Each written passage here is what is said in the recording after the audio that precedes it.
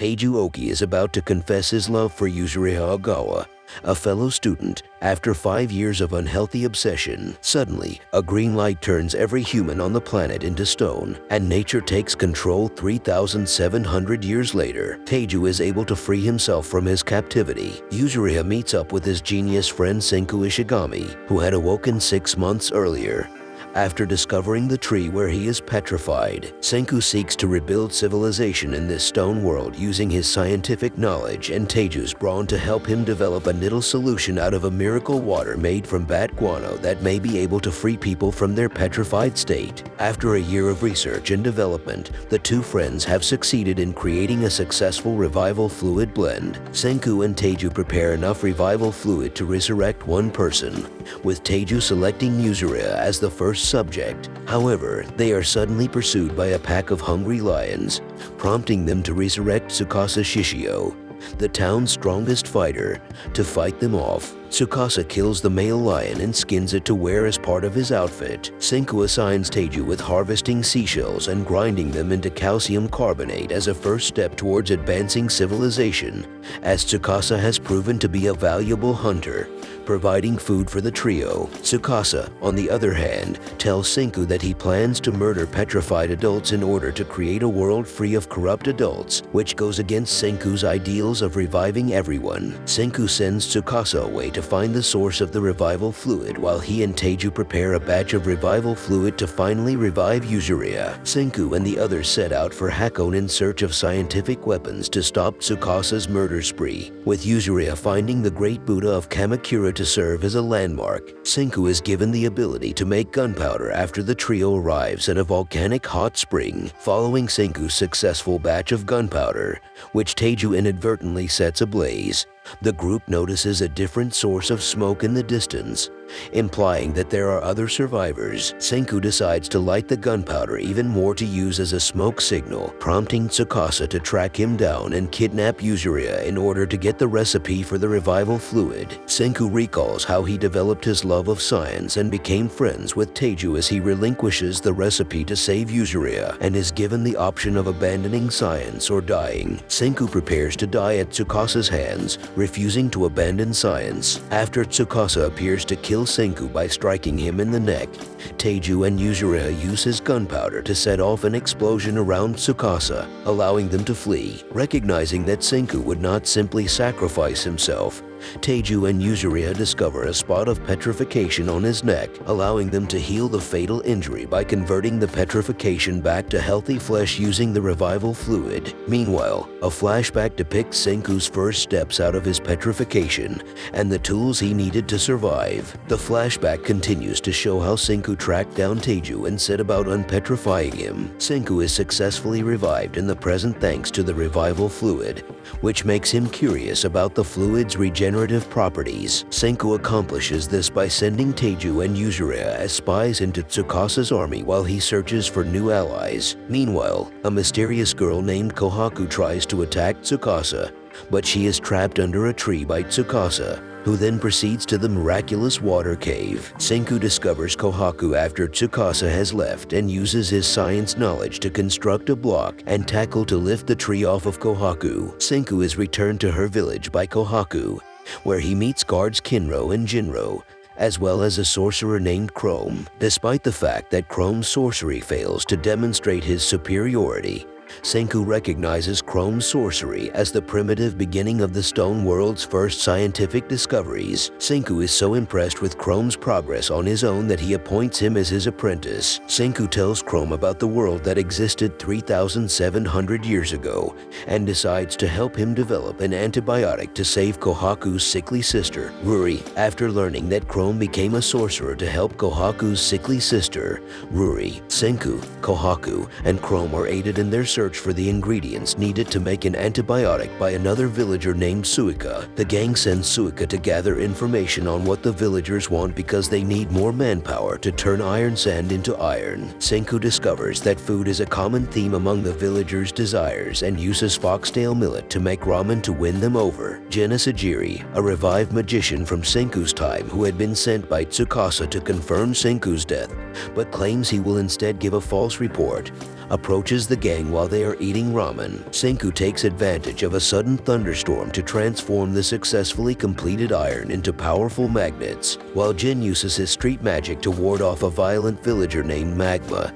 The gang uses the magnets to construct a power generator, which they persuade Kinro and Jinro to operate, resulting in the light bulb's reinvention. Jin is suddenly attacked by a mysterious assailant while recalling the time he was first revived by Tsukasa, barely surviving thanks to fake blood bags he had protected himself with. When Kohaku discovers that the perpetrator was Magma, who mistakenly believed that Jin was the sorcerer rather than Senku, he reveals that Magma did so in order to win the Grand Bout, a tournament that Kohaku had previously defeated to prevent him from marrying Ruri and becoming village elder. Jin gives a false report to Tsukasa after Senku promises to make him a bottle of cola as Kohaku, Kinro, and Jinro train for the Grand Bout. Senku produces glass from quartz sand, which he uses to make glasses for Suika, who is nearsighted. Chrome hires Keisuke, a skilled craftsman who can quickly adapt to the unfamiliar substance because he lacks the skills required to glassblow usable lab utensils. Senku offers to make Jinro a silver spear as part of a dangerous mission to break in their new lab.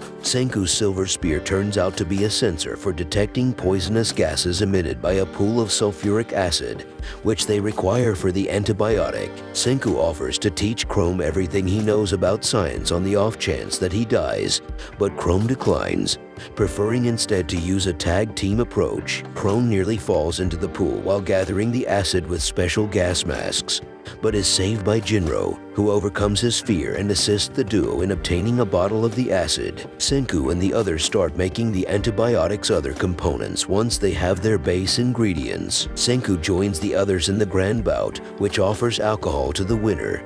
In order to complete the remaining elements, Senku is greeted by Ruri, who appears to recognize his name from somewhere.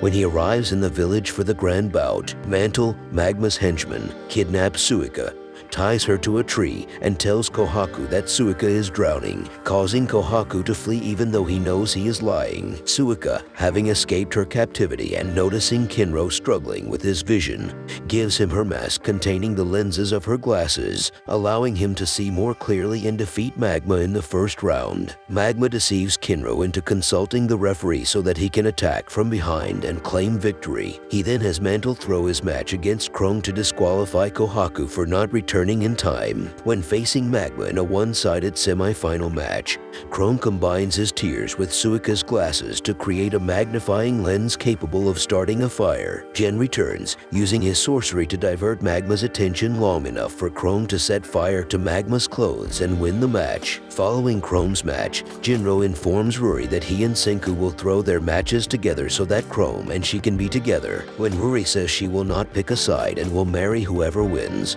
Jinro is determined to defeat Senku and become the new chief, which everyone fears. Senku uses Chrome's weapon to hit Jinro's groins to win the match just before Chrome passes out. After fleeing from Jinro, Senku is declared Ruri's husband as a result of Chrome passing out before the final match, but he divorces her as soon as he obtains the alcohol he requires. The gang finally finishes their sulfa drug and gives it to Ruri after working all night. When Ruri's illness is discovered to be pneumonia, the sulfa drugs are found to be effective, and Ruri recovers completely. Senku is named the new chief of the village, which is revealed to be called Ishigami Village, as a thank you, and Ruri reveals that she already knew Senku. Ruri explains that she first learned of Senku's name from a story told to her by her mother. Senku's father, Byakuya, became an astronaut after Senku created an electric suit to assist him in passing the JAXA swimming exam. Byakuya joins fellow crew members Connie,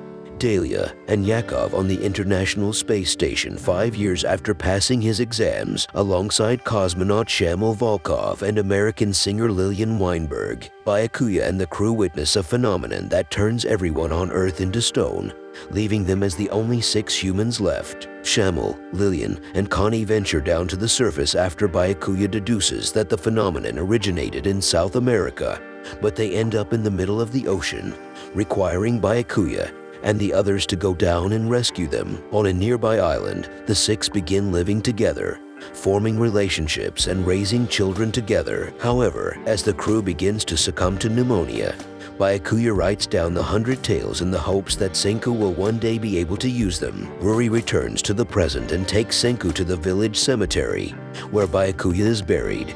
Relaying Byakuya's final message to Senku, the 100 tales are a scientific gift for him. Tsukasa and his army are approaching, so Jin warns Senku and the others. Kinro is beaten down by a group of Tsukasa's army led by a man named Hyoga as they approach the village. Senku, with the help of Jin and Magma, convinces Hyoga's group that they have already produced guns, forcing them to retreat. Jinro is unwilling to cut down the bridge to the village while Kinro is still on it. Hyoga's team attacks again 3 days later, this time during a storm that renders guns useless, only to discover that Senku and the villagers have managed to produce katanas. Despite the fact that Hyoga's spear technique makes him a formidable opponent, the spear breaks due to Jin's cunning sabotage. Hyoga reveals that his attack was just a ruse to allow his ally, Hamura, to sneak into the village and set fire to it, forcing the villagers out into the open. Suika successfully lures Hyoga's troops away from the village, stranding him and Hamura above the acid pool's poisonous gases.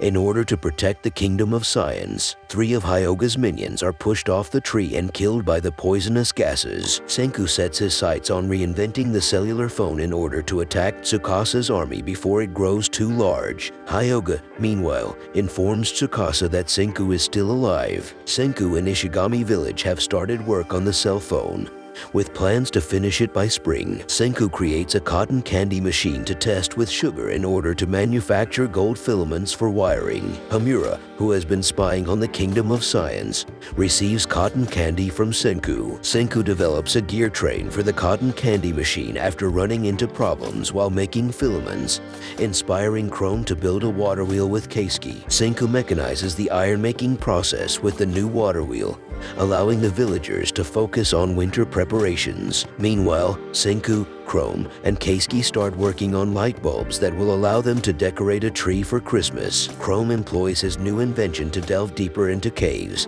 where he discovers a slew of new minerals. Senku and Keisuke attempt to build a vacuum tube, but they are unable to find a filament that can withstand the high temperatures. Senku receives inspiration from Suika during a New Year's sunrise and realizes that tungsten is the solution, so he sends himself, Chrome, and Magma on a spelunking expedition. Senku, Chrome, and Magma are looking for tungsten in a nearby cave. Magma tries to save Senku from falling into a sinkhole after they come across a mica vein, but they both end up trapped. By filling the sinkhole with water, Chrome saves them both. After coming across a mineral deposit, the 3 rush back to the village in order to make it in time for Senku's birthday celebrations. Jin and the village built an observatory for Senku while the 3 were away. Senku reveals the tungsten pile that will be used in the final preparation. To make it usable, it must first be crushed into a fine powder and then heated to an extremely high temperature. While Senku prepares the tungsten powder, he orders Chrome and Keisuke to use everything they have learned since Senku's arrival in the village to devise a method of pinpoint high-temperature heating. After the tungsten filament is made,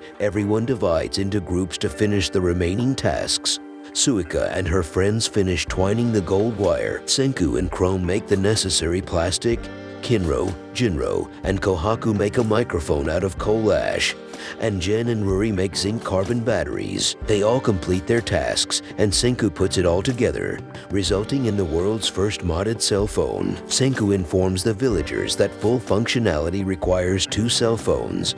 Much to their dismay, Ruri tells Senku about one of the 100 tales after testing the cell phone over a wire, alluding to a time capsule sealed in Byakuya's gravestone.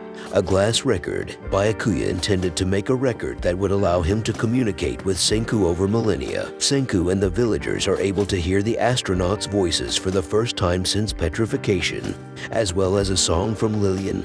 Thanks to a phonograph he reconstructed, the song motivates the villagers to recreate modern-day entertainment. Senku declares a stone war against Tsukasa with the help of the village and his cell phone. Teiju and Yuzuriha wait for Senku to finish his part of the plan while Yuzuriha keeps Teiju from revealing their identities. Tsukasa and Hyoga prepare for Ishigami Village's impending attack. Watch this next video. See you on the next one.